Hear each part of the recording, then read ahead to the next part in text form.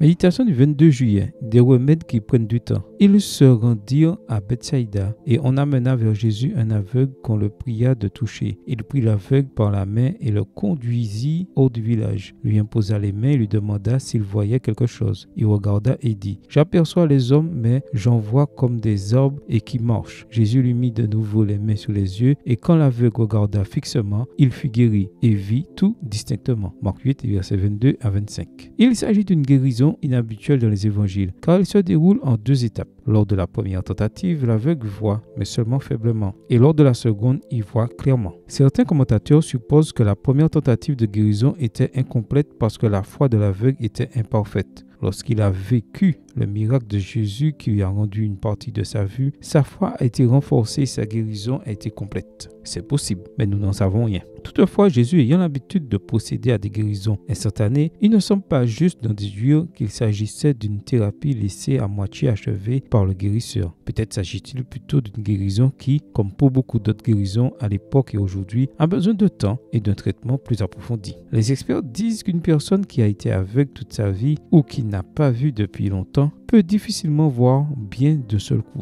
Les premières impressions visuelles ne sont pas souvent pas claires. L'aveugle de cette histoire affirme voir les gens d'une manière si floue qu'il les confond avec des arbres. Sa vision a besoin d'être affinée. Mais Jésus ne laisse rien à moitié terminé. Prend le temps nécessaire et impose à nouveau ses mains sur les yeux qui ont déjà commencé à voir jusqu'à ce que son action de guérison soit complète. Le texte grec dit qu'après avoir regardé ou fait un grand effort pour regarder, l'aveugle est rétabli. L'expression traduite dans certaines Bibles par voir distinctement ou clairement signifie aussi voir de loin, c'est-à-dire bien voir à une grande distance, ce qui est le propre d'une excellente vue. Nos problèmes sont de nature très diverses. Aujourd'hui comme hier, il y a des thérapies complexes ou longues qui demandent patience et persévérance. Aujourd'hui encore, ceux qui, comme Jésus, poursuivent leur travail de guérison aussi loin que nécessaire, sans se précipiter, sans se lasser, découragés par des résultats insuffisants, reçoivent la récompense de contribuer à une guérison complète et parfois insoupçonnée. Seigneur, donne-moi la patience et la sagesse nécessaires pour surmonter mes problèmes et aider les autres à surmonter les leurs. Le temps que cela prendra, je les laisse entre tes mains. Amen. Bonne journée à vous et que le Seigneur vous bénisse.